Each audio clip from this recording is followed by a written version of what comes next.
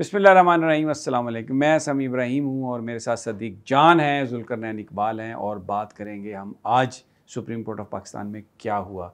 Chief justice साहब ने meeting बुलाई हुई थी, पाकिस्तान बार कौंसिल और सुप्रीम कोर्ट बार एसोसिएशन के नुमाइंदे सारे के सारे शरीक थे और जस्टिस तारिक मसूद भी सीनियर जज शरीक थे और बात ये हो रही थी कि मुकदमात कैसे फ़िक्स किए जाएँ, प्रायोरिटीज़ कैसे फ़िक्स की जाएँ।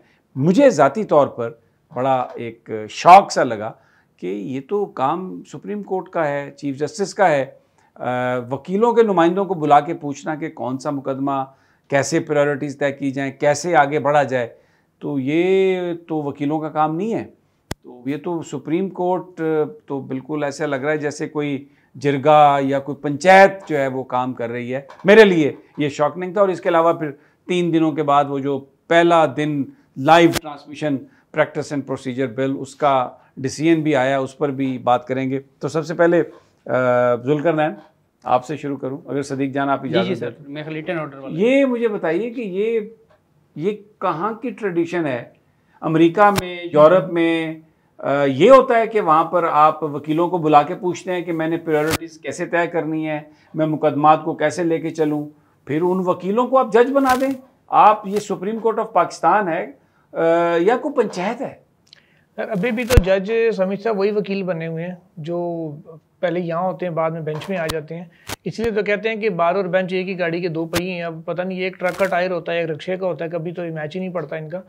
बहरहाल चीज़ ये है कि वकला जो है वो बड़े अरसे से ये मैं इसलिए ये सवाल किया, माफ़ी चाहता हूँ, काट रहा हूँ आपको। हाईली पोलिटिसाइज्ड हैं ये पाकिस्तान बार कौंसिल वाले, कितने ज़्यादा पोलिटिसाइज्ड हैं। बिल्कुल PDM, नून लीग, तस्वीरें, शहबाज शरीफ और फिर एहसन भून, कोई छुपा हुआ नहीं है कोई चीज़ जो है। सुप्रीम कोर्ट बार भी इसी तरह पोलिटिसाइज्ड है, वो दूसरी साइड पे होंगे।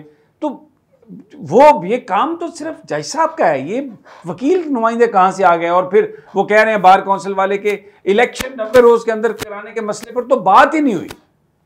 देखिए, वो समीर साहब मामला ये है कि वकला बहुत अरसे से अपनी तरफ से ना ये तजावीज़ देते रहते थे कि मुकदमात के मुकर्रर नहीं हो रहे, बोझ बढ़ता जा रहा है। हालांकि सबसे ज़्यादा हड़तालें करके उन्हीं की वजह से डिले होता है। एडजर्मेंट्स वो मांगते हैं। आज वकील साहब को खांसी लग गई, आज उनको ज़ुकाम हो गया, तो बाकी किसी का कुछ भी हो, जज एंजियोग्राफी करा के, एंजियोप्लास्टी करा के अगले दिन आके कोर्ट में बैठे होते हैं।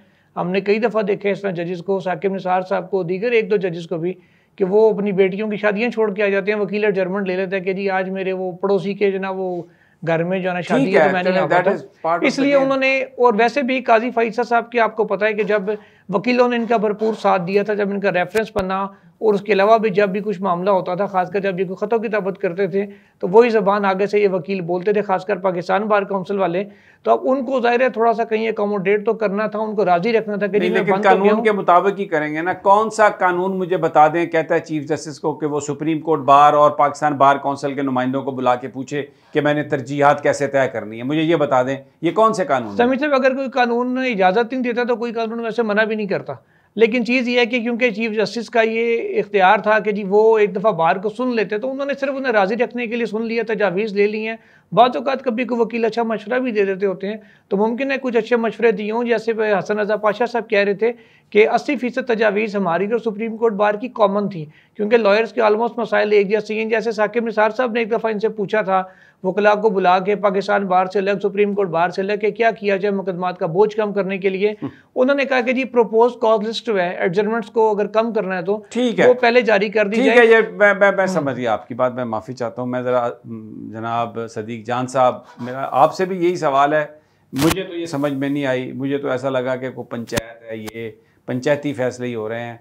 और ये पहले बड़ा एतराज़ करते थे जब उन्होंने बाबा रहम तक कहा था अपने आप को, साकिब निसार साहब ने, तो कहते थे पंचायत बना दी है, और अब वही काम खुद कर रहे हैं। इतने पोलिटिसाइज्ड हैं ये सारे वकील, सियासी जमातों के साथ हैं, इनसे बुला के पूछ रहे हैं कि जी मैं कैसे मुकदमात करूँ।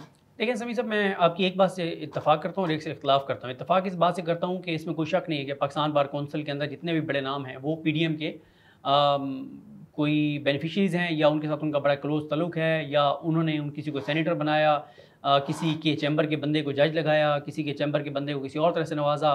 फिर PDM का एक प्लस पॉइंट भी है, उसको आपको तस्लीम करना पड़ेगा कि वो उनके करप्शन केसेस माशाल्लाह इतने ज़्यादा हैं कि बड़े बड़े वकीलों को वो अपने केसेस देते हैं और इस तरह से वकील ओबलाइज होते हैं। खान साहब का ये मामला नहीं था। खान साहब का एक और मामला है कि खान साहब के जो फेक केस बने हुए हैं उनमें भी 80-90% वकील मुफ्त उनके केस लड़ रहे हैं।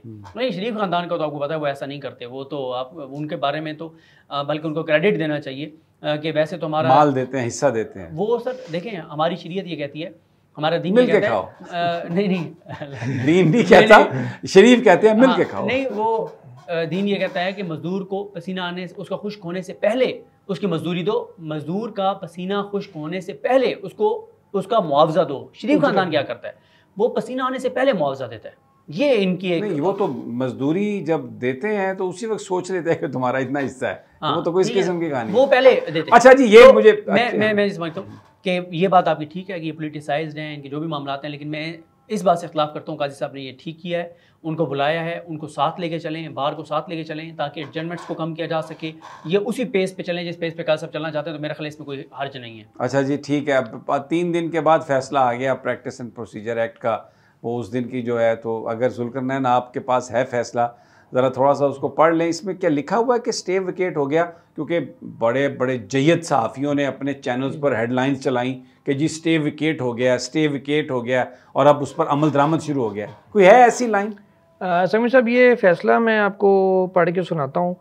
3 सफ़ों का ये फैसला है, जिसमें फैसले का तकरीबन कह लें 1 आधा ही पेज है। 1.5 सफ़े पे तो खाली वो लिखा ही हुआ है कि कौन सा केस और किसका था।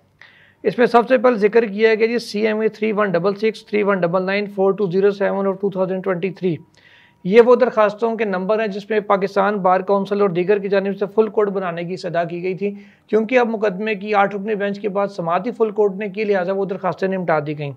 उसके बाद आ गई जो कॉन्स्टिट्यूशन पटिशन सीन नंबर 6 से लेके 8 तक, फिर 10, 12 और 18 से 20 तक। ये वो दरखास्तें थी जो इस बिल के खिलाफ दायर हुई थी, उनके ऊपर समाअत हुई, जिनमें सिर्फ नंबर 6 और 7 को और 12 को थोड़ा सा सुना गया पार्टली। उसके बाद अटॉर्नी जनरल ऑफ पाकिस्तान का मौक़िफ़ सुना गया और हुक्मनामे के मुताबिक अटॉर्नी जनरल ने कहा कि उनको बहुत इंपॉर्टेंट मीटिंग के लिए वियना में जाना है इंडस वाटर ट्रीटी के लिहाज से, इसलिए वो मेरिट्स के ऊपर बाद में दलाइल देंगे। और जो जजेस ने डिफरेंट सवालात उठाए, उनके सवालात का अटॉर्नी जनरल ने वक्त मांगा और कहा कि वो तहरीरी जवाब इसका जमा करवाएंगे। और जब तक वो दीगर जो दरखास्त गुजार है उनको भी कहा गया कि आप 25 सितंबर तक अपनी तहरीरी गुजारिशात जमा करवाएं।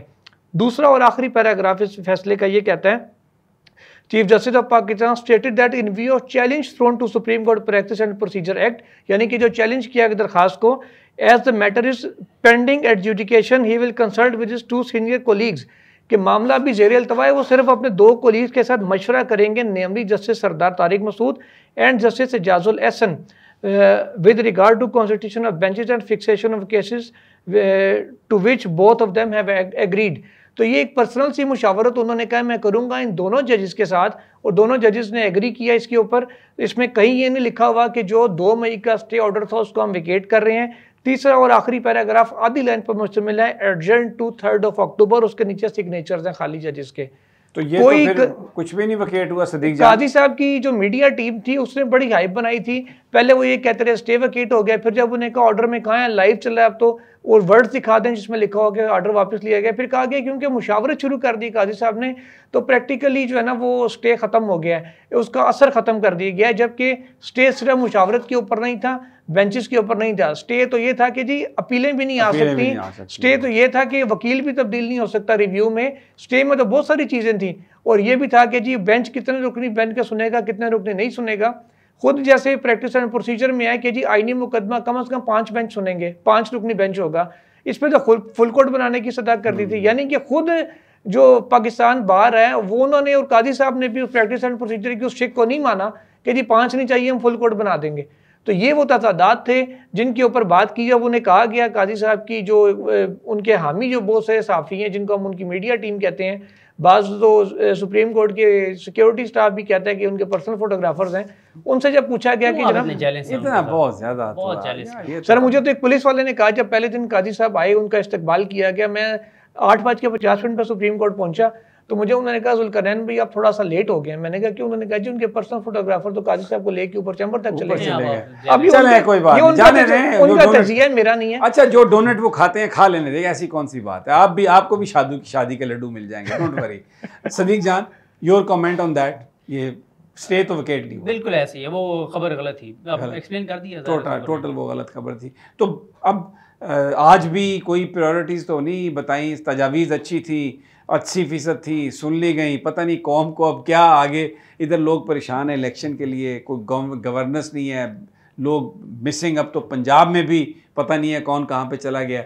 तो मुझे तो नहीं लगता कि कोई ये अदालत कोई इस तरह, क्योंकि आज जो सुप्रीम कोर्ट ने जो दरखास्तें वापस भेज दी हैं, क्या वो तो मैसेज कुछ और ही है जुल्करनैन समीर साहब। एक छोटा सा एडिशन कर दूं केसेस जो फिक्सेशन वाली बात के ऊपर, कि आज की मीटिंग में तय ये हुआ कि 2 जजेस पर मुश्तमिल एक कमेटी है, उसमें एक नुमाइंदा पाकिस्तान बार का होगा, एक सुप्रीम कोर्ट बार का होगा, जो वक्तन फवक्तन मीटिंग्स करके तय करते रहा करेंगे, जायजा लेंगे कि किन तजावीज़ के ऊपर जो इतफाक हुआ था उसकी रोशनी में जो फैसला हुआ है उनके ऊपर इंप्लीमेंट हो रहे हैं नहीं, और केसेस के फिक्सेशन की और डिस्पोजल की क्या पोजीशन है। इसमें मैं आपको ये भी बताऊं कि इससे पहले जो केस मैनेजमेंट कमेटी है उसके सरबराह जस्टिस मंसूर अली शाह थे, साबिक चीफ जस्टिस उमर अता बंदयाल ने उनको सरबराह बनाया था। वो मुकर्रर करते थे और तय करते थे कि कौन सा बेंच में कौन से केसेस लगने हैं। ज़्यादातर फैसले रूटीन के केसेस में उनके होते थे, अदर दैन 184(3). अब जो इतराज़ किया जाता था हमारे कुछ साथियों की जानिब से कि मोअज़्ज़ज़ जस्टिस काजी फ़ाइज़ ईसा साहब के बेंच में खाली सिविल इस नौइयत के केस लग जाते हैं, उनको कभी क्रिमिनल केस नहीं मिलता, कभी उनको जनाब कोई अच्छे केसेस नहीं मिलते। तो वो सारे फैसले जस्टिस मंसूर अली शाह साहब की सरबराही में कमेटी किया करती थी। अब भी मेरी इतला है कि शाह साहब उस कमेटी का हिस्से हैं, 2 जजेस पर तो मुश्तमिल बनी है, दूसरे जज का नाम थोड़ी देर में भी अभी सोर्सेज को मैसेज किया हुआ सामने आ जाएगा। तो वो जजेस और ये वकला मिलकर तय करेंगे किस अंदाज में किन चलें जी, जो मिलकर खाएं, जो मर्जी करें, हम क्या कह सकते हैं। सदीक जान, योर कमेंट्स। मेरा ख्याल है कि अभी काफ़ी तफसीलात आएंगी, जब मुकम्मल आएंगी फिर मज़ीद भी इस पर बात करेंगे। लेकिन एक जो मुझे अभी को बता रहा था, जो आई के एक वकील साहब ने कहा कि वो जो फैज़ाबाद धरना केस है उस पर अमल दरामद का जो वो पटिशन है उसको आप लगा लें। तो चीफ जस्टिस साहब ने कहा अगर मैं नहीं लगाऊंगा तो आप मेरे खिलाफ भी धरना देंगे। तो वकील साहब ने मुस्कुराते हुए कहा जनाब बिल्कुल मैं आपके खिलाफ धरना दूंगा। तो इससे लगता है कि बड़ा एक लाइट सा माहौल था और जो गुफ्तगू थी पार्टिसिपेंट्स की वो बड़ी लाइट थी। इट इज़ वेरी गुड, ऐसा ही होना चाहिए। बहरहाल सुप्रीम कोर्ट के हवाले से आज की यही है। वैसे तो बहुत खबरें हैं लेकिन इंशाल्लाह आपसे अब तो मुलाकात ऑलमोस्ट डेली हुआ करेगी। तो इजाज़त आज के लिए, अल्लाह निगहबान।